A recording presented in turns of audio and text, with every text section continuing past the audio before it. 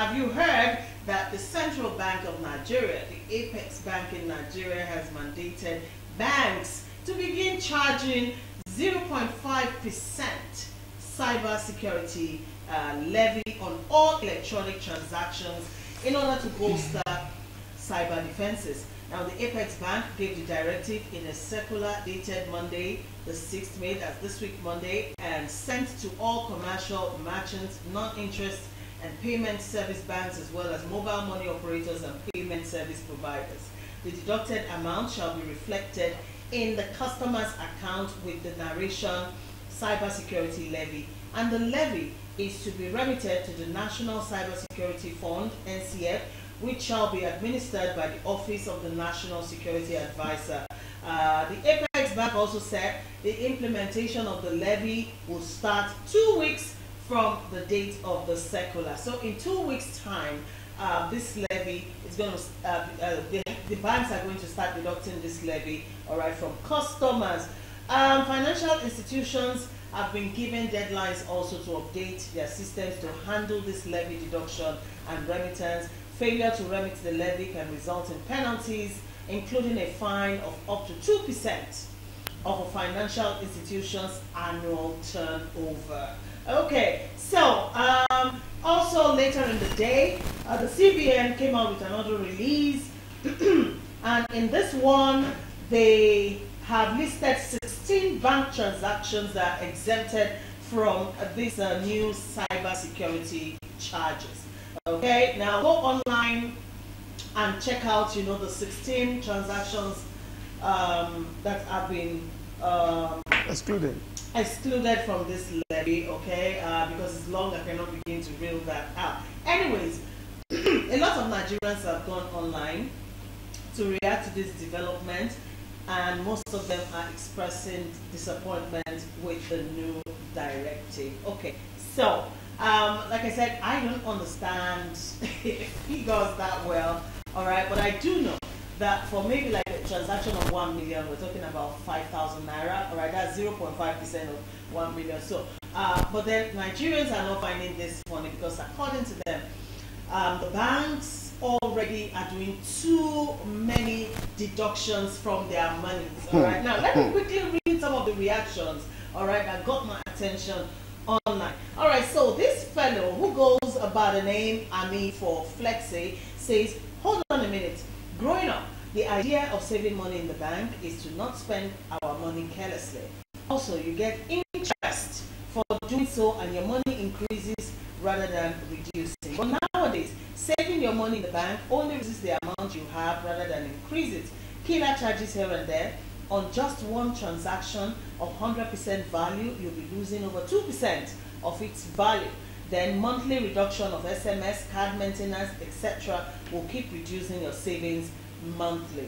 Please, somebody explain to me how it's safe now to keep your money in the bank, because I really don't get it.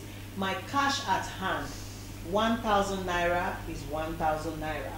It has more value than my cash in the bank. 1,000 naira is 970 naira. That's according to Amy for Flexi. You are the bank guru, all right? You understand all of this. What does this mean? I mean, implication really on the funds of Nigerians that are in the bank, and really, what is really the meaning of this new levy? So let me take the first part. What that person that you just read now said. It's a tragedy that you are in an economy where inflation is trending at 33.2%. So first of all, ab initio, without moving a finger, if I hold 1 million naira today, by this time next year, my 1 million naira will be 700,000 naira in terms of what it can buy. Without moving a single finger, without doing anything, I've already lost all of that value just by holding that money, whether it's in the bank or in your hand. Now, you are now saying that by putting that money in the bank, let's not forget that this is the same CBN that has been pushing the cashless economy mantra and policy and punishing people for not following it. But you are now at the same time and by the same token introducing different charges. First was stamp duty. Then you have transfer charges. Then you have account maintenance charges if you are running a current account. That account maintenance charge is exactly the same figure as the cyber security levy. It's 0.5% or 0.0005 of the amount that you have. There's something we used to call COT in banking in those days, you know, on current accounts. So what happened was that the COT, some of us in our time, we felt it was abnormal. That you take money from people and you are going to use that money to generate profit by lending it to others. Instead of paying them in return for that money, you actually charge them. Something called COT. So myself and some of my colleagues started pressuring our management that, look, this thing is preventing the banking culture. It's reducing financial inclusion. And eventually, those opinions won the day. The bankers' committees cut it off. First of all, slashed it, and then removed it entirely. Only for me to find that a few years later, the thing had come back, called account maintenance charge, you know, which is still 5 per mil. 5 naira for every 1,000 naira, you know, which works out to 5,000 for 1 million, you know, and then here we are today. Apart from the SMS levy, apart from the card maintenance and all those things, stamp duty that you mentioned, you now introduce something called a cyber security levy, which is 5 per mil as well. Now, for me, the real challenge with this is, where does this stop? Where does it stop? Because you see, cyber security, providing security for my financial transactions in the cyberspace is the duty and primary responsibility of government. And I am paying taxes for that. If you have to charge me a levy for you to provide that fundamental, constitutionally guaranteed service to me, that means that I should just wait. It's a matter of time before you charge me road development levy, before you charge me healthcare service levy, before you charge me education services levy in my account, not as a tax. So we're paying taxes, and then the government is double jeopardizing us by also charging us levies for what those taxes should do. And this is the problem for me. So from a financial inclusion standpoint, look, it's beginning to make sense to keep your money under your feet. It's now beginning to look, I'm serious, there are a lot of people that are now saying, I won't take my money bank. Not because they're educated, they are very, very educated. And they begin to look at alternatives because all of these charges don't make sense.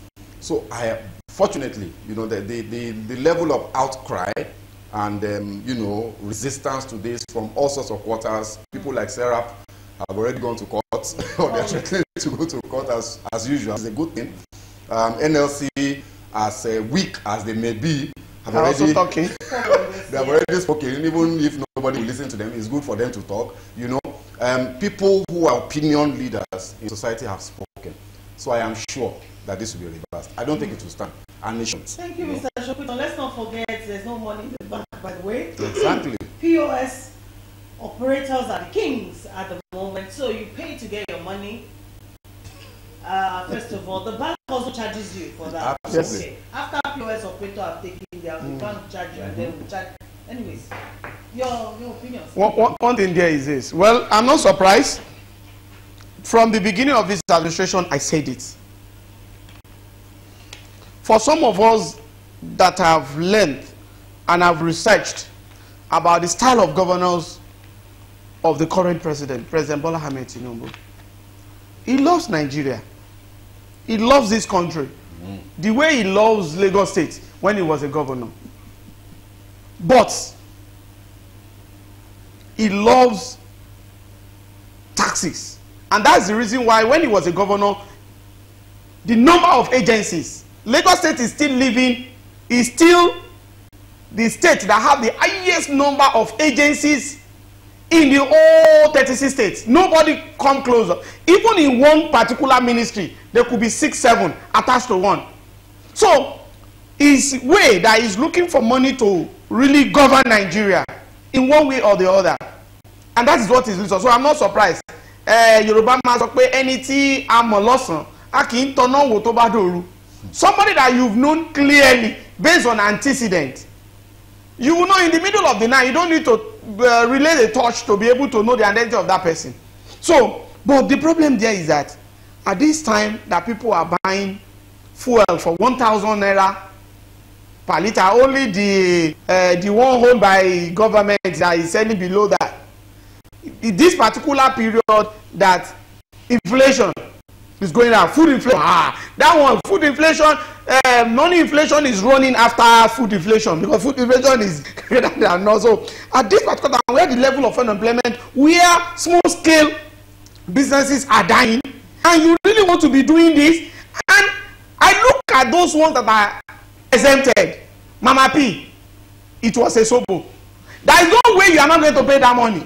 I don't know where Mr. Shokito have look at it. There is no way. Are you going to be transferring only to only to the bank? Loan disbursement. Loan disbursement or an account that's your account. Can okay, I want to buy fruits now. I want to use my ATM. I will not say because I'm using a bank that is green color. That one must also be green for me to pay. So one thing that is there is that I think they need to look at it. And another thing, how can you be asking me to pay what the government should provide? I think they want to use this money to be taking care of our military or our stacking or whatever. Then another thing again is that what of if by whatever somebody intrude into my own account? Can I hold Nigeria accountable for it because I'm paying for my for my account not to be stacked? So that is one of the things, but I must say it. Igboro Renio, the streets are not smiling. Government should have woman face, and also the way our president told us, let the poor breathe. Thank you, Mr. David. I have a question though, gentlemen. Now, this levy is so that the government can boost cyber security and all that. So my question is, will Nigerians who fall victims to cyber fraud, will they be compensated? Which money? From this fund? We have to check what the law says. The law did not say that though. Because I know that the law is very the law that created it does not say that. Silent on that, you know, and it's a very valid point. Look, if I have made a payment to you, it is by intent a contract. Yes, it becomes a contract because consideration has happened. So you must provide the services that payment was made for. So if I pay you for providing cyber security, God will help them if my account gets hacked. Because if my account gets hacked, you will refund you for every dime. But what they hack was the psychological damage. But the hack that brought it. That is not what it's meant for. Don't forget, there are some agencies in charge of that. What government just want to do is that they are looking for money. Is revenue generation to everything. Another thing again is this: a particular tenant in my area about a few years ago, we are all paying for security all around, and they removed the battery of his car. And the guy told those collecting for security, look, I will not pay until those security men buy another battery for me, or else I will not pay. So that thing created a lot of things. So in going to those people that are going to solve it, and I told them that, come, let us hear.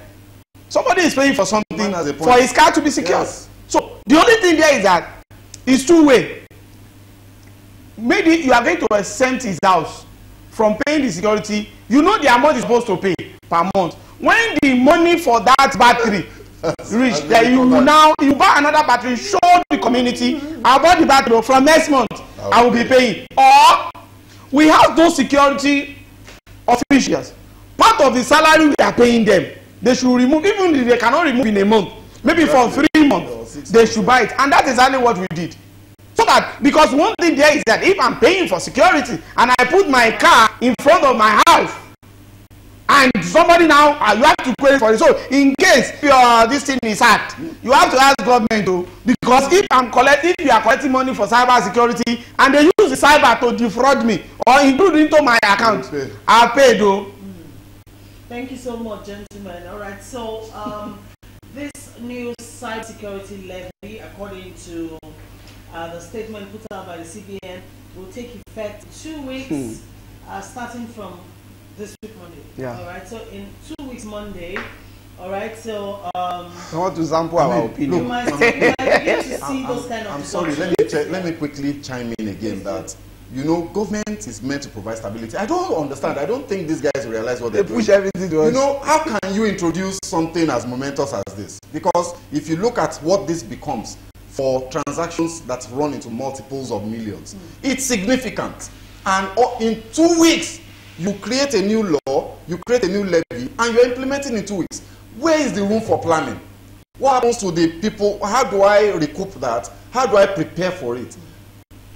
Governance cannot be run like this. Something is fundamentally wrong with the way we're going about things. You have to give enough time. What's the hurry? What's the rush? 2 weeks? I've never heard of that before. You're introducing a new tax because that's what this is. Yes. And it's even illegal. The financial, what's the law? I think it's Financial Responsibility Act, or the law that governs the Finance Act. Yeah. Requires, I think it's a 3-month notice, minimum, before you can implement any law. I need to go and check, or anybody listening, just Google it, and you find it. There are limitations to it. So, in fact, ab initio, this is illegal. Wow. And it won't stand. Well, it is what it is. The CBN says in 2 weeks, the deductions, you will find the caption cybersecurity levy. All right, so just in case you wake up to an alert that you do not understand, all right, that is what it's for.